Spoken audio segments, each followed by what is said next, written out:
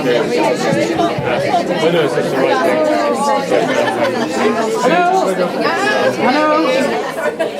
Good evening.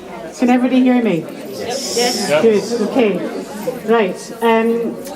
First of all, I introduce myself. My name is Carol McCartney, for those who don't know me. I'm the chair of the Board of Trustees for the MS Therapy Centre here in Edinburgh. We are absolutely delighted to welcome you all here and to the exhibition that of Ronnie's wonderful work.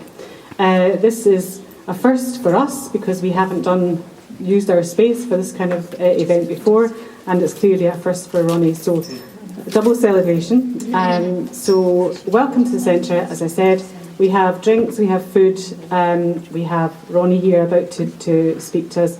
I'm not going to take up too much time, but I hope to catch up with some of you later on.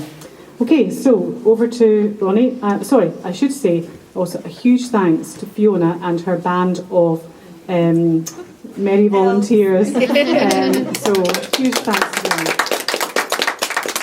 So, over to Ronnie.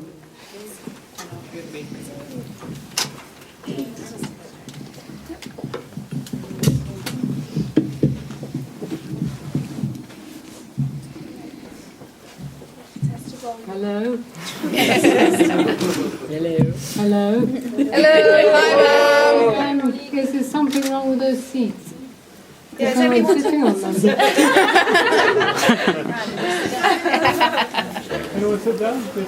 Might as well use them.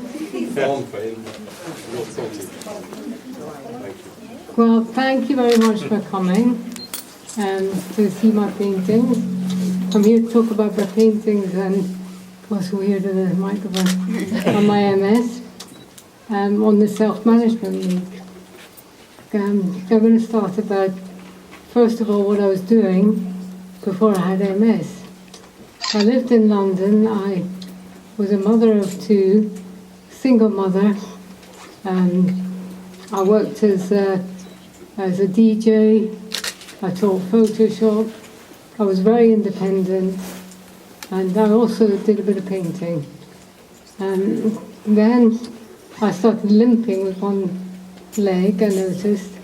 And the doctor said, oh, it's probably muscular, but I knew it was neurological. I saw a neurologist, and there was probably about 40 students in the room, and I explained all my symptoms. I said it was worse after I had a bath and explained all the symptoms. And he said that it was fine and that just keep an eye on the situation. But my limping just got worse and worse with time. So I went back after about a year and a half, and he diagnosed me. I had a lumbar puncture and MRI scan. And he diagnosed me with MS.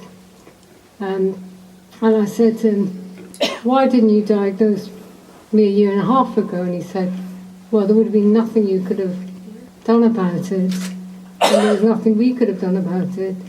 So we didn't want to panic you, which really upset me, because they could have diagnosed me a year and a half earlier, so I could have started doing something about it. I didn't have relapsing remitting MS like a lot of people.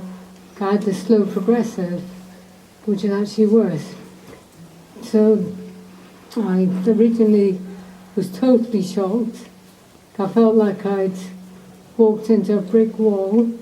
I just was so dumbfounded by the diagnosis. It was a big shock and very difficult for me and my children. So I started to walk around the park. I was living in London and just completely shocked. And I started to do some meditation in a yoga centre. And I remember one of the guys there said, remember we're all dying all of the time. And it might sound a bit morbid, but actually cheered me up. Because I thought, well, 'cause I felt so isolated. It actually made me feel like, well, I'm the same as everyone else. Because when you get diagnosed with something big like that, it can feel very lonely and suddenly the whole world is really healthy apart from you. Anyway, so I decided that I had to make some drastic moves to stabilise my illness and stabilise my condition. So I decided to move back to Scotland, which I was from originally. So I said to my kids, let's move back to Scotland, and they said no way, because they both lived in London. They lived all their life in London. But the next day I waited for them in the park, thinking, okay, that's not going to happen. And they both came up to me and said, come on, Mum, let's go, which I found very supportive. So we moved back up to Balquhidder, because my mum had a little kind of, summer house there, but it was like a very old, rustic place. We moved there. So we moved from central London up to the middle of the Highlands in Scotland. And I remember the first night we were there, we were trying to watch EastEnders, and there was bats flying around the room. So I remember thinking, okay. Anyway, so I moved back up to Balquhidder to get more fresh air, just a much slower lifestyle. I just felt that if I stayed in London, it would have been much harder for me to stabilise my condition. I mean, the way I saw it is it's like you've got a big boat going in one direction, so to turn that boat around takes a lot of time. Anyway, so I was then introduced to a physio on the NHS called Emma in Scotland, and we did some physio. But then I developed really severe groin pain, very severe, and the doctors offered me muscle relaxants and nerve medication. The pain was so severe, and I was very anti taking any drugs. So I thought, okay, I'm going to have to try this because I was in so much pain. Also, the neurologist said to me, because I asked about doing Botox, and he said, well, if we give you Botox, you may not be able to stand anymore. So I was still standing and walking a little. So I thought, okay, I'll try the drugs. So I took the drugs for about 2.5 weeks, or 3 weeks, and just started to feel really depressed and almost suicidal, because just the idea of, losing my ability to walk, and then my brain being all scrambled and messed up and feeling like I was falling asleep all the time. I thought, I can't do this.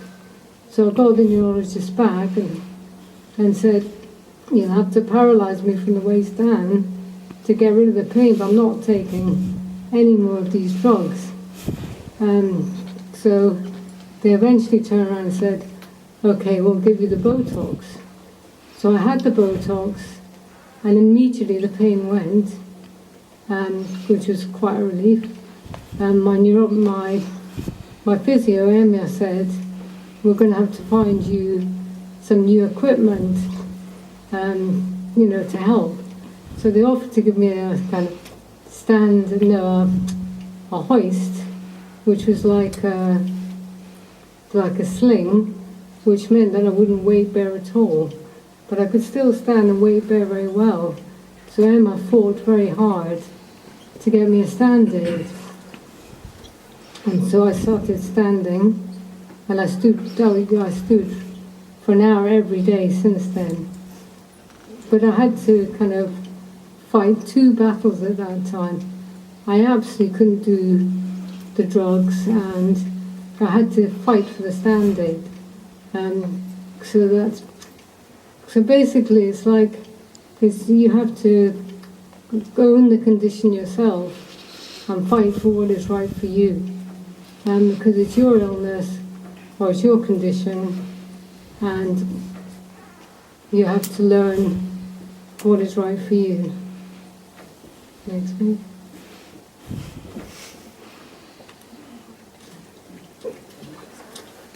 A bit of vodka, no, I'm joking.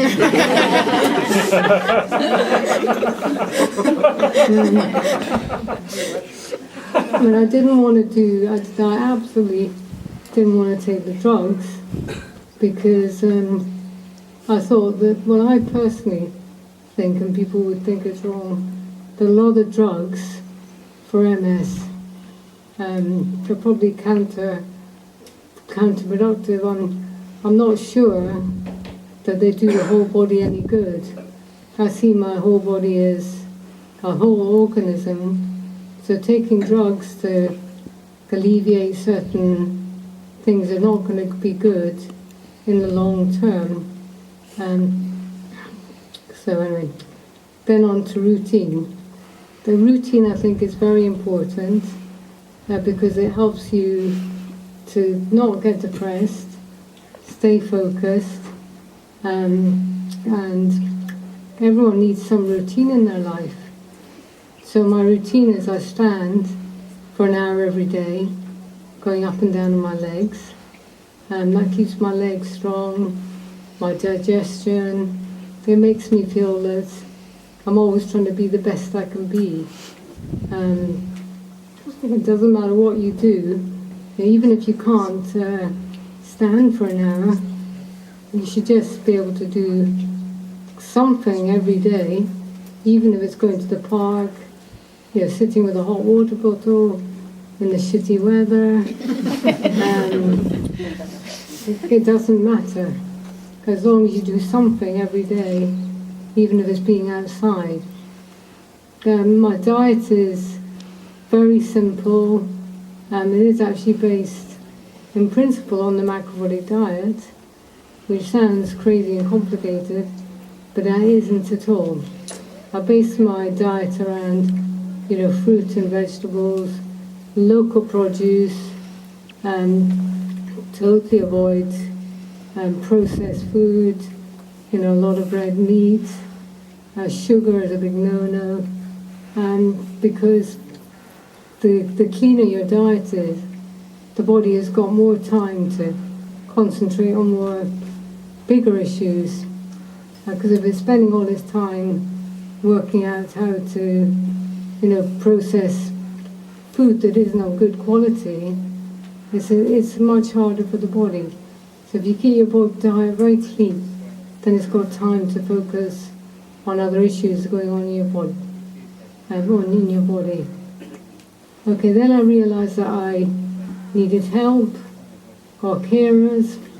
I had some carers to start with, but that didn't work very well for me, because having carers is like I'm the sick person and they're looking after me, and I actually don't feel ill at all. So I prefer to have people in my house that it's a two-way relationship.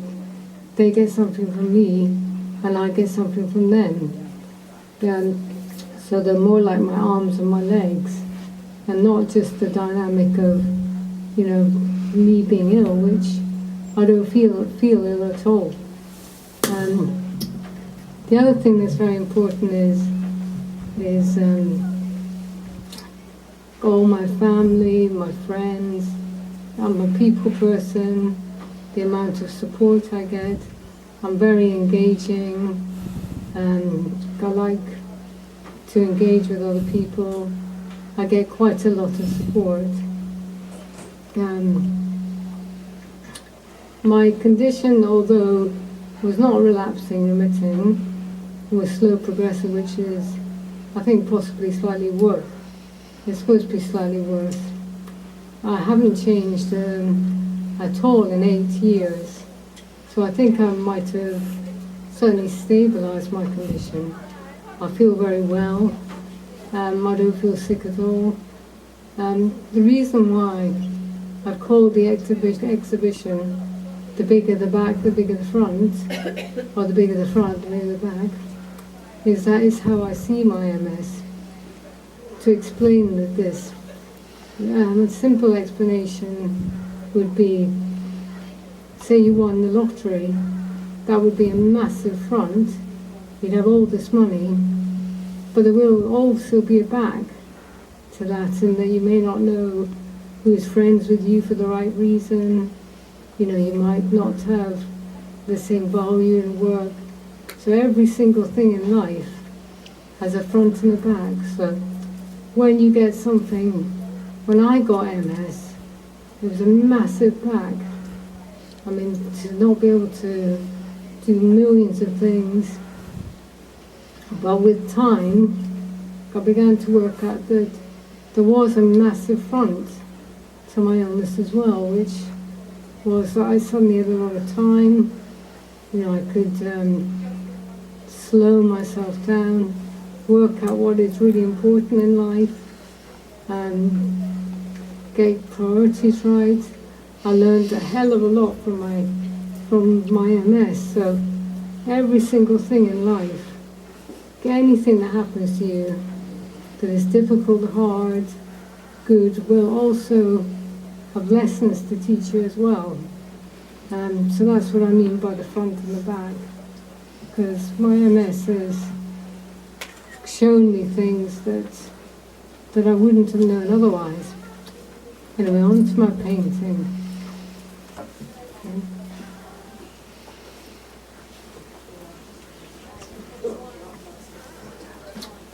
I've always been a painter. I went to Chelsea Art College, John Moores, Liverpool. I worked in a day centre in London, working with schizophrenics, doing art therapy. My paintings, it's very hard to talk about my paintings, but I'd like them to kind of communicate with people on a very basic, primal level. It's hard for me to describe what they're all about, but I just like them to be able to communicate with people. Very slowly, about 9 years ago, I lost the use of my arm as well. So I was thinking, well, what do I do from here? Because I still want to be able to make my mark. A local girl called Melanie came up to me one day as I was sitting down by the lock and said, "Come on, Ronnie, let's do some mouth painting." So that was the beginning of the mouth paintings. I now have 2 mouth assistants, mouth painting assistants, Sharon and Jill, who's not here tonight, and we paint every week by mouth. The mouth painting, on one hand, is really, there's obviously limitations because we only have about 2 hours, because I think they can't cope with being bossed around by me. So, but again, the limitations make you have to be more creative. You have to be very clear about what it is you're doing, which actually is a good thing as well. So again, it's the front and the back. And I feel that, you know, it's like in life, you know, if you say you have a palette of paint and you've left colours on it, then you have to be more creative with your life. And the reason for having this exhibition is my daughter said to me that when I die, they don't want to inherit 300 paintings. So thought I better start say that. doing more exhibitions. So at the moment, I'm looking for more exhibition space. The other reason for having this talk isn't just about my paintings, it's really to encourage other people who have, say, MS, or any situation, any illness, you know, any situation that encourages you to be, then it's very difficult to try and see that as, instead of seeing it as something that is all bad, but to try and look for the front side for them as an individual, about what they can get from their illness, from their condition. I'm not even going to say illness because I don't feel ill, I just can't use my arms and my legs. I feel incredibly well and very, very strong. But I'm hoping to exhibit more in paintings in the future. And has anyone got any questions?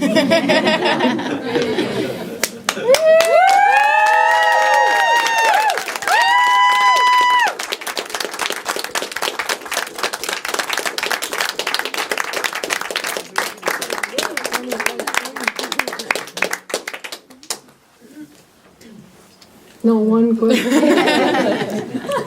think you've left us speechless. Sorry? Got any more? Which is the earliest painting? Where did you start? My earliest. Think that back. Which was your earliest painting? Where did you start in painting? The first paintings of my life. No, which of these paintings? Oh. In which order did you paint them? Well, those ones over there were done in London. These ones are the most recent batch paintings. Okay. They're done in London. Those were in the day centre. I see there are one or two which are marked Hackney. Is that the Hackney that I know in London? It Is is. it really? Were you there? Because I lived there for 20 years. Oh my goodness. Yeah. So Ronnie, are these ones for sale? Yes, they are. Fiona. As a price list. There is a price list. Big list. Is there pamphlets for the price listed, or is it just on the wall somewhere? There is one sheet of paper with prices. As you come in or something? In Fiona's desk. Oh. Extortionate prices. Mates rates and stuff?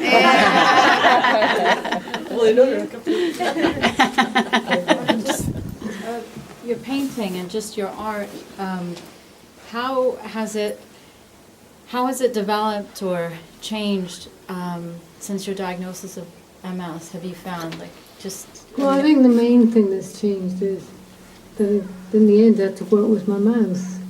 And I mean, people say, oh, you learn to paint with your mouth. But actually, someone's just stuck a brush in my mouth. And we just got on with it. So. But, working with Sharon here, basically having to tolerate me just bossing her around, for about an hour and a half. 2 hours.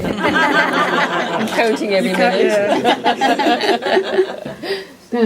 The paintings have to be, because I don't have long, I have to be quite clear about what I'm doing beforehand? So that makes my paintings, I think the mouth paintings they're almost kind of concentrated because there's no luxuries. You just have to get on and do it. But I think they're just as good as my other paintings. Mm-hmm. So I think you shouldn't let limitations stop you from doing anything. You just have to find a way to work around them. How do you communicate to your assistant? Shouting. God bless her. They say that paint, that colour makes that. Were all these paintings painted with your mouth? No, just the ones behind me here. Some were done before. Sorry. Mixture. They are marked. How did you get the relief, the thickness on the painting? Oh, well, What did you use? the bits where they're thick are old I mix my colours on a palette, on a plate, and then I soak them in water and pull off the old palettes and stick them on the canvas. Right. Because I don't want to waste any paint. Solid paint then? Yeah. Solid paint. Yeah. Then I'll paint on top of them. Yeah, good idea. And are these done outdoors, Ronnie? Or are these done indoors? Some are done outdoors. I mean, if the weather's really good. But most of it's too from the Some outside. How long can it take to do some of your paintings? Does it vary? So I mean, these pen-mouth ones are a couple of hours. Yes, they're quite fast. Well, we might tweak them later, but normally quite fast. I like to work quite fast because I like the paintings to be fresh and not feel too laboured. I want them to feel quite spontaneous. What's the X in most of them? What does that signify? Well, it's kind of almost like a teepee. Yeah, But, I did recognise. I like the shape of the triangle because, I don't know why, but I like the fact that it has a very solid base. So for me it's like having a very solid base in your life. And also you can't knock them over easily to the shape. Yeah. That at the end of the questions? Yeah. Right, I'd like to say a big thank you to Callie.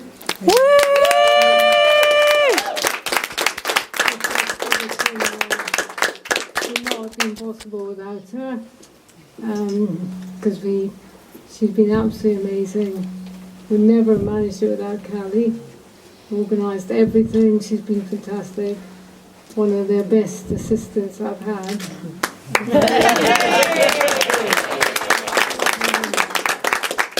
Fiona Murdoch. Where is she?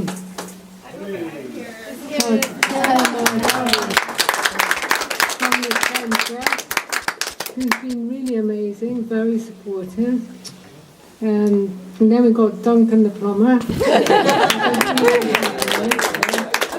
Duncan helped come down with the paintings, hang everything up, so he's been amazing.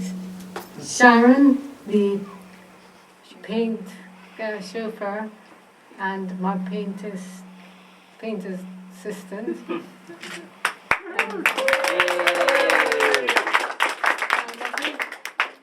To my mum over there, who's been amazing. She's been a fantastic mother.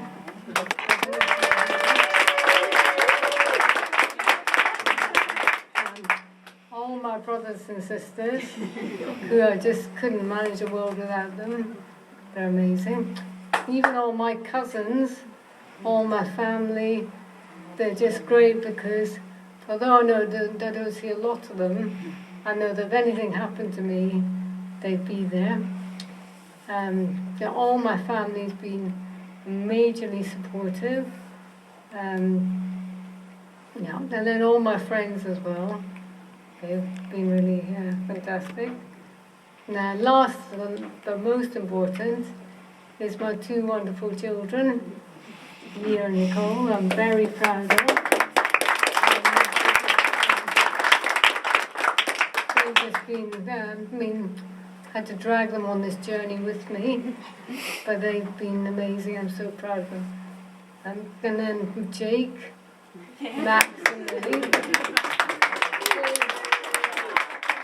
Jake, who I often paint with, who's very creative himself.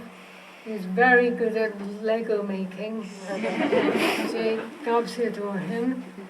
And that's it. That's the end of my speech.